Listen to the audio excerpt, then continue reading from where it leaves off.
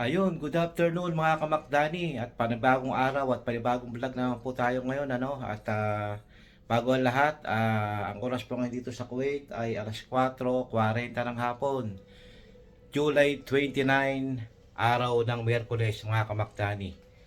Ito po, oras na at araw na tayo ay sasama ngayon uli sa kantahan dun sa ating sinalihan na contest. Siguro mamaya ang start po noon is mga bandang alas 7 ng gabi. Pero ang talagang kailangan nandun ka sa mismong venue is alas 6 ng gabi. Pero mas maganda, mas maaga para tayo ay wala nang iniintindi na baka tayo malit or what, diba? Ngayon po, tayo ay lalabas at ipapasyal muna natin yung ating alaga. Siyempre, bago ang lahat, unahin muna natin trabaho natin. Gawin muna natin ng maayos at pagkatapos noon, tsaka tayo pupunta doon sa ating sinalihang contest. Siguro, mga kamakdani, hindi ko man po maipakita yung mga ibang mga kasama ko sa pagkanta at pag-awit. Siguro, yun na lang sigurong aking sarili yung baka ipakita ko sa inyo ng kahit paunti-unti kasi alam niyo naman sa YouTube mabawal ang may tugtog kasi mas na may tugtog baka tayo ay makapiright. Siguro ang gagawin ko na lang is every 5 seconds, every 10 seconds is i-mute ko na lang. Siguro paputol-putol na lang yung kanta. Baka gano'n lang gawin natin. Okay mga kamakdani? Siguro baka basta bahala na. Baka makakuha rin ng mga clip do sa aking mga kasamahan sa pag-awit dun sa may bahay kubo. Okay? Sisikapin natin na makuha na natin kahit paunti-unti, di ba? Ayun mga kamakdani, abang-abang lang po. Kita-kita na lang tayo doon. Pag ando tayo sa bahay kubo, siguro ang mga clip ko is pagpasaysayo at paputol-putol. Alam niyo naman, may sounds doon. Pagtsagaan nyo na. Okay? Ayun mga kamaktani, update lang po. Mamaya, samahan nyo ako doon pag nandun ako. Papakita ko sa inyo yung venue. Okay? Stay put lang kayo dyan. Abang-abang lang po. Ayun mga kamakdani, at nandito na tayo sa labas, sa baba. Time check, 4:50 ng hapon. Ito ang sitwasyon dito sa Kuwait. Talagang napakainit, sobra. Siguro ang init ngayon nasa 50 na siguro. Yan, tingnan yung mga kamakdani. Sobra init. Yung anino ko, kitang kita. Init, sobra. Alas 5 na ng hapon, mainit pa. Kahit gabi mga kamakdani, mainit, nasingaw. Ayun mga kamakdani, sige, update lang po pag nandun na tayo mamaya. I-update ko kayo, okay? By the way nga pala, ito nga pala yung aking t-shirt. Ayan, ito yung t-shirt. Tawag ng kantahan. Sa bahay kubo po gaganapin. Ayan, bahay kubo. Okay? Abang-abang lang po. Stay put lang kayo dyan. Ayun mga kamakdani, bago tayo pupunta ng bahay kubo, pupunta muna tayo dito sa Avenues. Kasi ipinasyal muna namin yung aming alaga dito sa Avenues. Yan. Avenues muna tayo. Mamaya siguro mga half an hour pupunta na tayo doon at ipapasyal muna natin yung ating alaga. Okay, stay put na kayo dyan. Abang-abang lang po. Pag nandun na kami, update ko kayo. Ayun mga kamakdani, at andito na kami sa parking area ng Avenues. Ngayon po, kami po ay on the way na sa Old Chok Salmia, sa bahay kubo. Doon natin kaganapin yung pa-contest ng singing contest.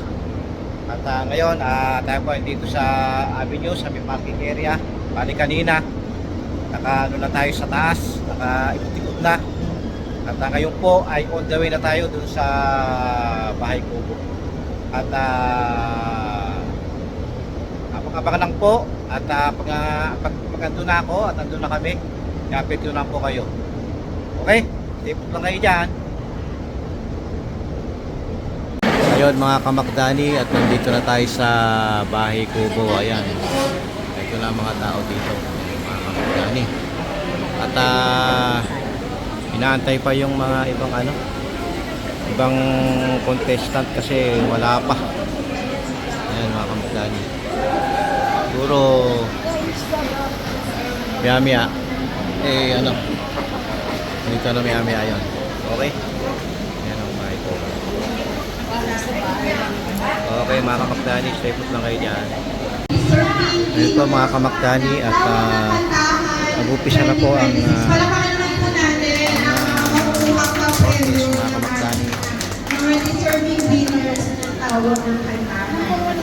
For the criteria for judging, voice quality, 40%, technique, 20%, stage presence, 25%, song choice, creativity, and overall impact, that is 15%, for a total of 100%. So later on po, i-discuss niya Tita po mga kamakdani.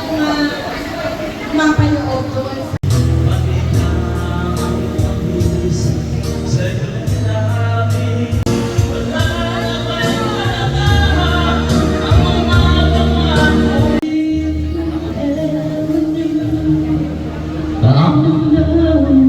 If you look inside your heart, you don't have to be and tell me now.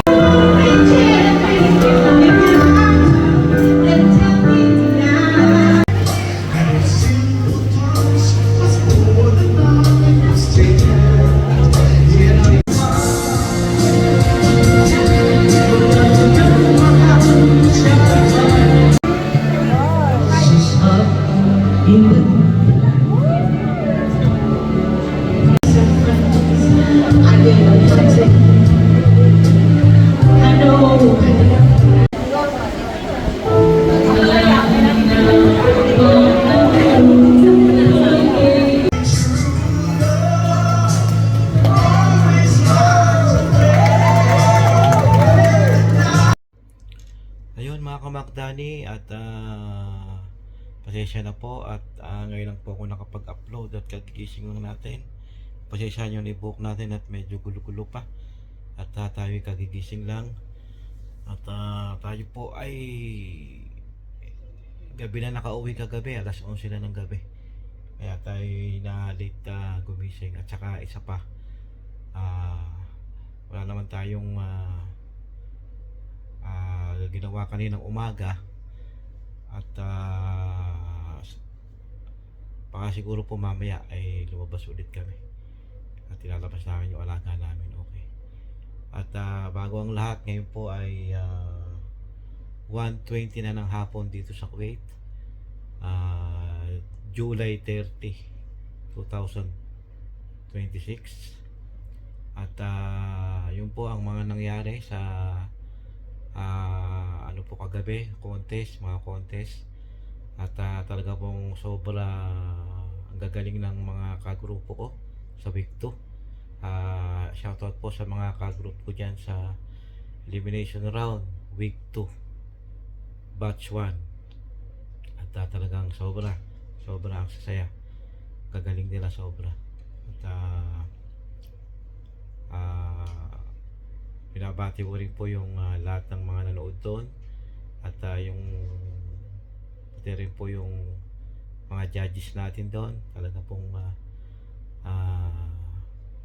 at magagaling din po silang kumanta, at magagaling din sumayaw yung mga naging judges natin doon. Talaga pong talented po sila. At yun po. At binabati ko rin po yung sa mismong place, ang Bahay Kubo. At yung yung mga subscriber ko dyan na nandito sa Kuwait, inaanyayahan ko kayo na magpunta kayo sa Bahay Kubo Restaurant at talaga pong masasarap ang mga pagkain doon at makakapamili pa kayo kung ano yung gusto nyong mga putahe at talaga pong pag nandun kayo ay masisiyahan kayo. May video okay na, may mga pagkain pa, kaya tara na, let's go. Punta na kayo sa Bahay Kubo Restaurant, Old Souk, Salmia. At yun po, binabati ko rin po yung MC natin na si Ma'am DJ Tinkerbell. Shoutout sa inyo. Ang galing niya mag-MC talaga, sobra. At yun, at sa lahat ng mga naroroon kagabi, shoutout po sa inyo lahat. Maraming salamat sa pagpunta, sa pagsuporta at panonood ng aming elimination round kagabi. At talaga sobra magagaling yung mga kasamahan ko. At binabati ko silang lahat. Good luck sa ating lahat. Sana ay makapasok tayo lahat. At ayun po, hanggang dito na lang po yung vlog ko. Maraming salamat at nakaabot kayo sa una at huli na aking video. At yung pong elimination round na magaganap ay maulit po yata sa Sabado, August 1. Ilang round pa siguro, meron pa sigurong 2 round siguro. Bali po kasi sa isang round hinati sa 2. Kaya ang mangyayari sa isang round 2 batch, ganun po ginawa Kaya siguro meron pa sigurong mga mangyayari, 4 na rounds pa siguro hanggang August 16 yata, August 14, August 16. Tapos yung mga susunod pa meron pa yata August 6 o August 8, kundi August 6, August 7, ganun. At yun, kung gusto yung makapanood at makapag-relax habang kumakain, punta kayo sa Bahay Kubo at makakapanood kayo ito ng mga sari-saring kumakanta at mga nganta. Talagang sobra napakaganda sa Bahay Kubo. Kaya tara, let's go. Punta na kayo, mga subscriber ko dyan, mga taga-Kuwait. At ayun po, maraming salamat. Ay, by the way nga pala, big shoutout kay Chef Don, yung mismong owner ng Bahay Kubo. Big shoutout sa'yo. Maraming salamat po.